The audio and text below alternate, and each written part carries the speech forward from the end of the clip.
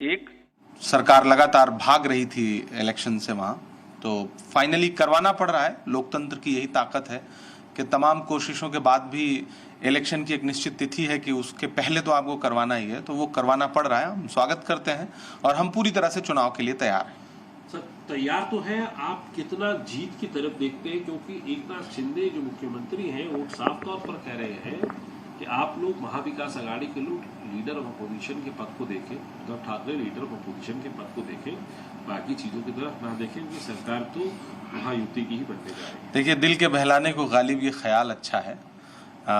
शिंदे साहब अभी चुनाव घोषित होने से पहले तक जो बोल रहे थे वो बोल रहे थे, लेकिन क्या कमान उनके हाथ में है? क्या वो फ्रंट सीट पर हैं? क्या वो तो एक चेहरा थे, एक मोहरा थे। सरकार तो कोई और चला रहा था।